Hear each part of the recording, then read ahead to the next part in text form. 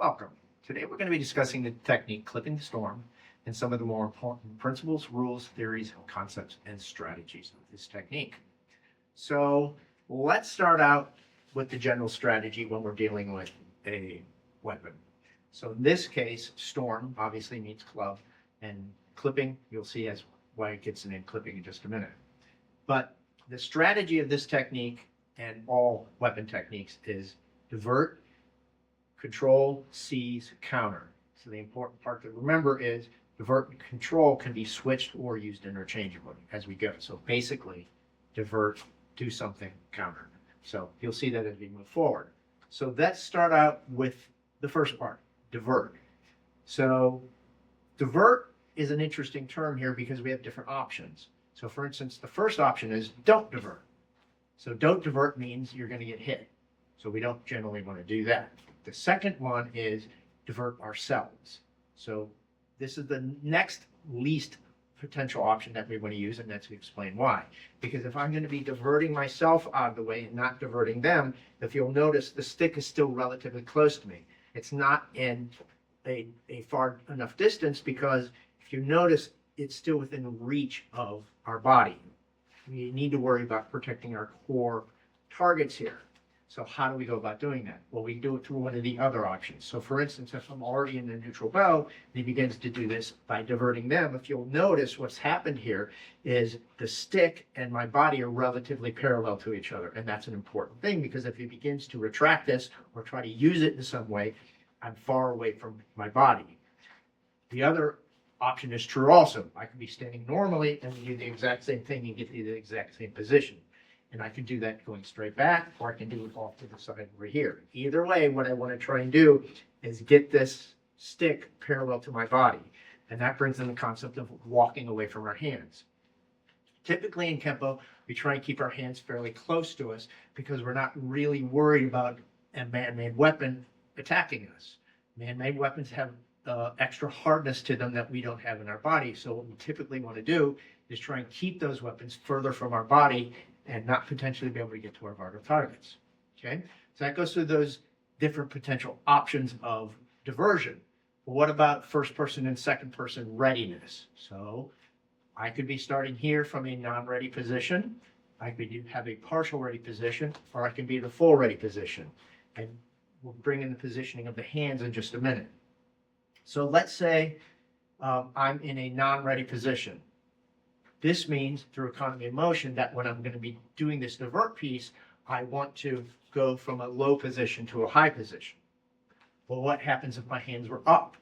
Well, that means I'm going to have to go from a high to a low position. And then we have the stance version of this. What if I'm in a neutral bow?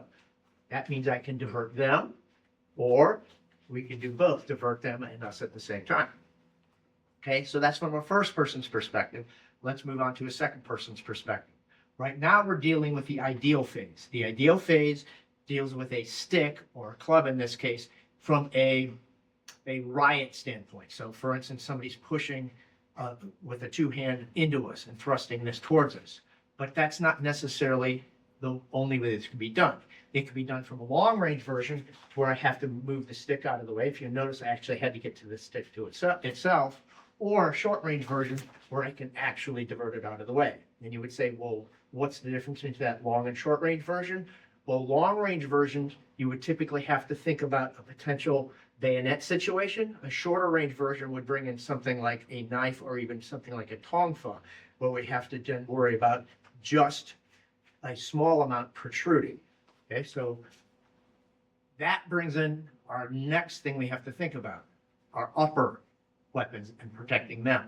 We've talked about protecting our body or our core. We also have to talk about protecting our defensive systems. So if you'll notice, if you're standing in a position, partial readiness, what you don't want to do in either one of these situations is leave those vital targets on the inside of your wrist exposed to the opponent. What you want to do is you want to try and expose the least vital areas, which in this case would be the back of the hands and the back of the arms themselves. So as we start to go from an upward position, if you'll notice, I start using the back of my hand here. Also, I don't want to do this if I have to start with my front hand rather than my rear hand. What I want to do is expose the back of my front arm rather than the inside of my front arm. But there's another option of this where I can start with the back, exposing the back, and then seize, moving on to our next piece of our strategy is seize or control. In this case, I could seize with that front hand. And you would say, well, you're starting to expose the inside of your arm. Well, if you'll notice, you have the right hand in place to where if he begins to pull or do anything, I can use that in order to shield the inside of my right hand. Sorry, left hand. So let's talk about the control piece. We've talked about the seize piece. Let's talk about control. Control in this case is a degree of. So in this case, if a person's coming at me and I did this, technically speaking, I am controlling the weapon by diverting it and then keeping it away from my body. Seizing is a far greater degree of control than just with the hand. But either way, what we've done is we solved that degree of that divert, control, seize, or seize, control. We've now gotten to those three pieces. So we've gotten to here to where we did the diversion.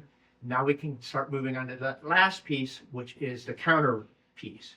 So in this case, let's talk through potential options here. Let's say I divert this. This is a shorter range weapon. I could theoretically say I want to get rid of that weapon or I want to strip it. That means I would hit the weapon itself. That could also be used for a longer range version where I actually get out here and then I want to strip it out of their hand that way. Okay? Typically not done for a shorter range version because of the fact that this could be a blade. In this case, a knife rather than a stick. So if we start hitting the weapon itself, we have to worry about potentially hurting our hand. So this is where you could do the other option is actually going to the wrist itself. And that could be done in either one of those situations. A long range typically would go towards the weapon more than towards the wrist. A two-hand in this case could be either or depending upon which way you want to go. So keep that in mind. We have different considerations. In this case, what's happening with the grip and the opponent on the weapon. Now that we've done that, we've done our divert, control, or seize, we can then move on to continuing forward. Once we've done this hit, what we generally want to do is we want to keep that extremity, in this case, a weapon, under control. So we're trying to move it out of the way. Then we want to continue with our fourth piece, which is the counter piece. So if you notice, we don't have a lot of targets here. So what we want to do is we want to try and free up this right hand because this is one of our best targets up here to the face. But now we're not going to obey the principle of economy of motion by withdrawing this and hitting again. Or are we? Well, what we can do is we can start inserting things into dead space. So for instance, I still have my right leg here that can hit his right leg also. And I can also get him gauge where I want to be. If I wanted to step through and hit this opponent, if you'll notice I'm too close to this opponent. But what I can do is gauge them where I want to be. And that's primarily what this left hand is for. And the right leg is for actually starting to inflict pain to keep their mind off of this stick. Because keep in mind, if I try to strip the weapon itself, I really haven't done anything to take the opponent's mind off of the stick itself. So that's what this right knee is for. Also, the next thing we have to think about is we don't want dead space here. We don't want dead timing. We need to worry about doing a continuous flow of motion going forward and getting directional harmony. So what we want to do, I'm going to back up a little bit, is we're going to step forward and hit this opponent. But we're going to do that with an exaggerated step. In this case, that exaggerated step is the knee. Keep in mind that kicks and knees are just exaggerated steps.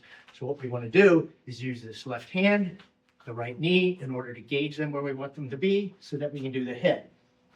So now the last thing we have to talk about is the concept of fixed spatial maneuvering.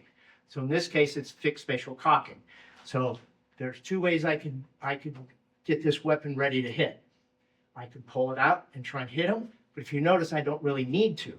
What I can do is I leave that there, I move the opponent where I want to be, and notice that it stayed fixed in space as I begin to step forward, and notice it's now cocked at my side, so I can step through and hit. But if you notice, I broke up the timing. As I said earlier, what we want to do is we want to have a continuous flow of motion here and continuous weapons. So what we're going to do is we get to this piece, move and hit, so we can use that forward momentum to hit them. Now, if you'll notice, we'll bring in the last concept here. If you see in some of our techniques, we're left in the middle of a fight. Sometimes we extract ourselves from that fight. Now we're going to do the opposite. We're going to remove them from the fight. So if you notice, we send our opponent flying, we can stay stationary. But if we wish, we can also continue to create more distance between ourselves and our opponent by crossing out. Okay, so now that we've talked through all these rules, principles, concepts, theories, and strategies, let's do it once fairly slow so that you can see it being executed. Up. Hope this video helps you understand the American Kenpo system just a little bit better. Thank you very much.